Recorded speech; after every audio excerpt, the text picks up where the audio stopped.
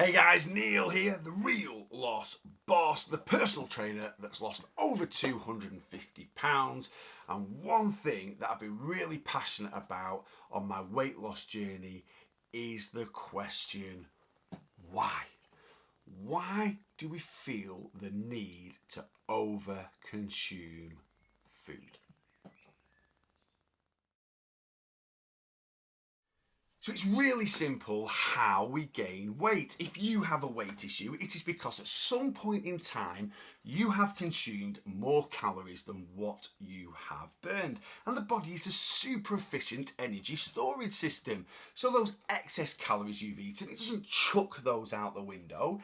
It will convert them into a stored energy. And that will predominantly be fat. And depending on how many calories you decide to overconsume or how long a period you keep overconsuming calories depends on what your weight gain will be. The body unfortunately doesn't have an on-off switch. It doesn't get full, and the human body will just keep expanding and expanding and expanding and keep storing all that excess energy you decide to give it. So we know why we end up with a weight issue, why the scales increase. But do we know why we consume or consistently consume more calories than we burn? Why we feel the need to constantly eat more than our body requires? Because unless we diagnose this problem, you're not going to have a successful weight loss journey. You might have successful weight loss for a period of time, because I can teach you a more pleasant way to lose weight. All the little tips and tricks that I have to get those scales to come down will work for anybody over a period of time, but they will not solve your weight issues for good unless we get rid of the initial problem. Why we constantly want to overconsume calories, because we can put these things into place that will cause the scales to come down, but every so often this little monkey is going to rear his ugly head and you're going to end up going back to old eating habits. And I honestly believe that one of the main reasons why I had a successful weight loss journey is because I came to terms with why I felt the need to constantly over consume calories.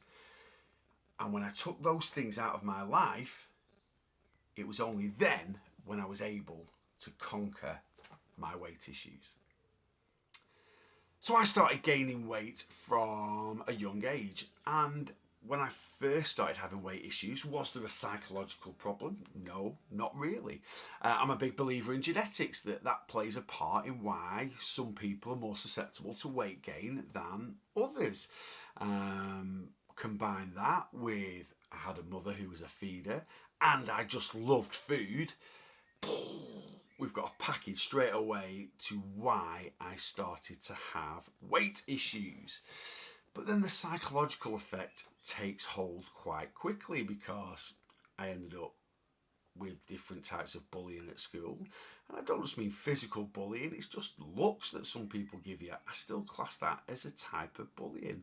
Or, getting picked last for sports teams because you feel segregated.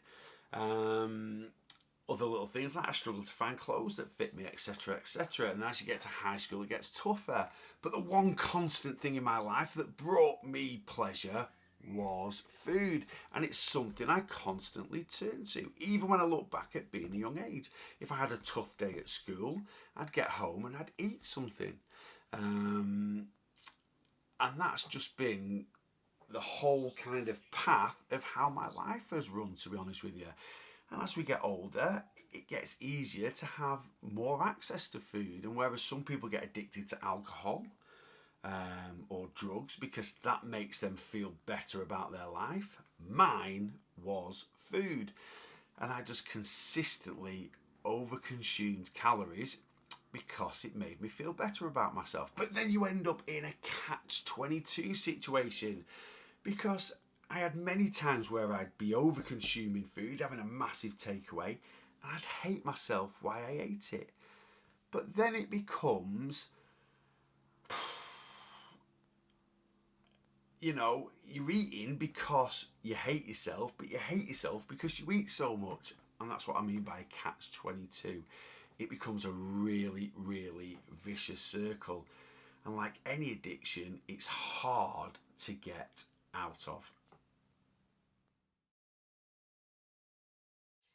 Food addiction is not recognised by the NHS as an official disease, but it should be.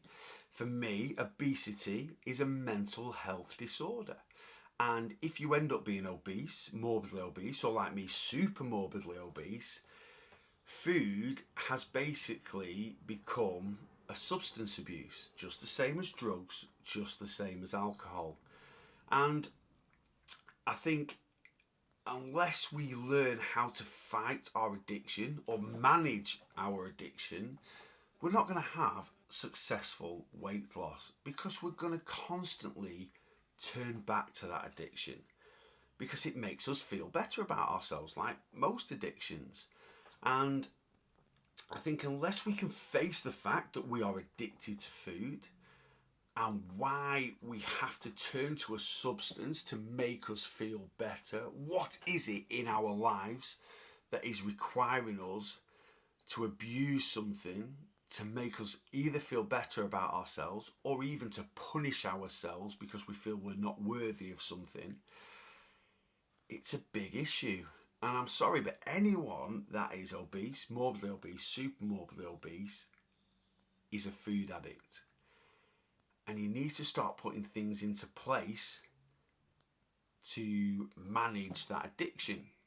But first of all, you need to realise why you are addicted in the first place.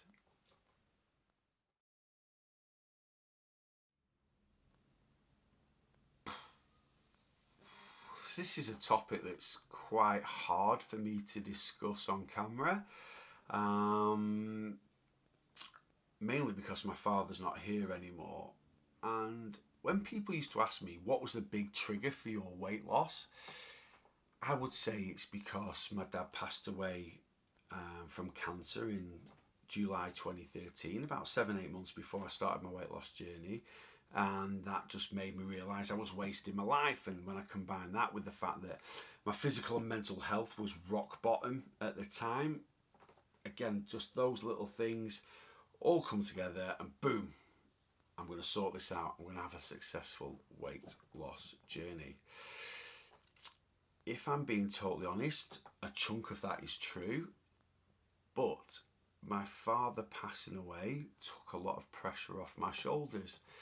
And, you know, I love my dad, but we didn't have the best relationship in the world in terms of he never showed a lot of love and he was quite a hard character. And I always felt my weight disappointed him, and he was constantly disappointed in me. And I think that was something that psychological played a big part in why I consistently overate, or why I was unhappy for a big chunk of my life. And I never felt like I could talk to my dad about this. And, you know, like I say, it's really tough for me to talk about on camera. But yeah, I believe that his passing, although I miss him every day, and he was a really good friend to me, and he was a good dad, if I'm being totally honest. He was supportive in certain things. I think the fact that him passing away at quite a young age did make me realise that I was wasting my life with my obesity. But the fact that I didn't have the feeling that he was constantly disappointed in me took the pressure off from me constantly eating. It's hard for me to explain, but yeah, I think that's one of the big reasons why I've had successful weight loss. And unfortunately, I think for a lot of people out there that have severe weight issues like I did, you need to dig a little deeper and find out some things why you turn to food constantly. And you're probably going to get some answers that you don't like. But trust me, when you get those answers and you come to terms with it, it will change your life forever. And you're going to have to do things that you probably don't want to do or don't want to face, but face them. Answer the questions, because I guarantee it will be a chunk of that underlying problem. And I don't like to say this, but my father was a big chunk of my underlying problem. And unfortunately, when he passed away, my underlying problem tended to not be an underlying problem anymore. So one major positive of my father passing away was the fact that I managed to sort my life out and just live a better life and be more positive. And obviously a major part of that was having a successful weight loss journey.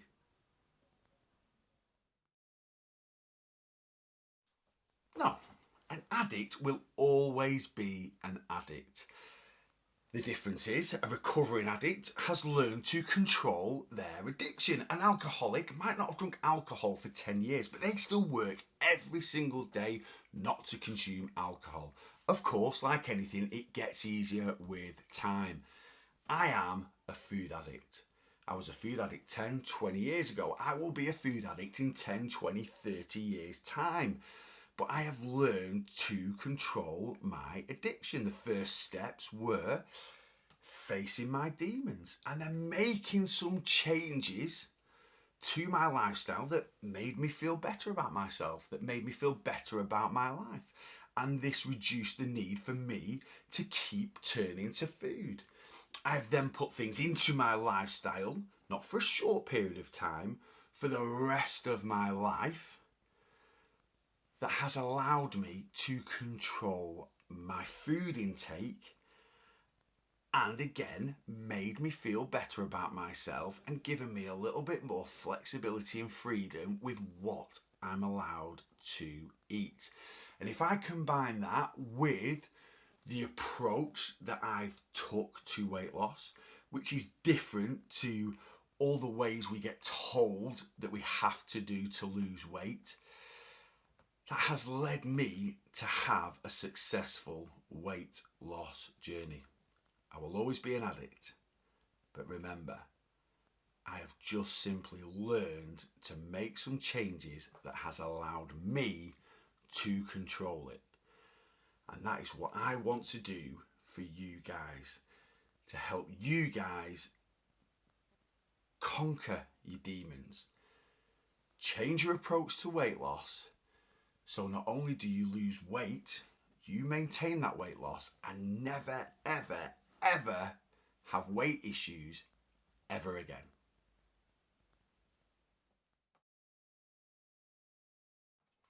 So I'm no psychologist, I'm no psychiatrist, guys, but I do understand the mentality of obesity from my own experience.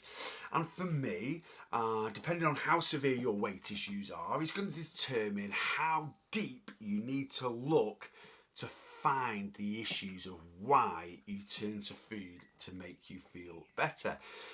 If you're just a stone and a half overweight and you need to lose that to feel better about yourself or to look good on the beach in Ibiza this summer, then get the tips and tricks I tell you into your lifestyle now and you will have a successful weight loss journey.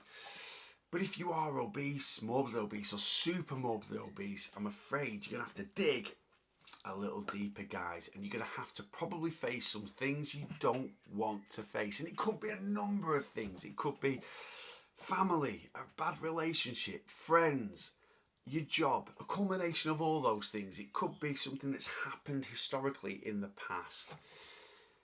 But you're going to have to face it.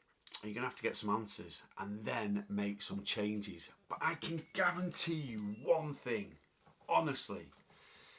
When you do find the answers to this underlying issue of why you are abusing food, it will be the best thing you've ever done. Why? Because then with my help, you are going to have a successful weight loss journey.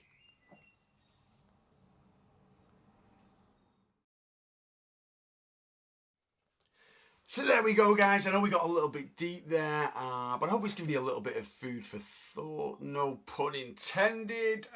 Give us a little subscribe, a cheeky like as well. Any thoughts, questions, anything, please get it in the comments below. Anything you want to ask me, and I will see you guys next time.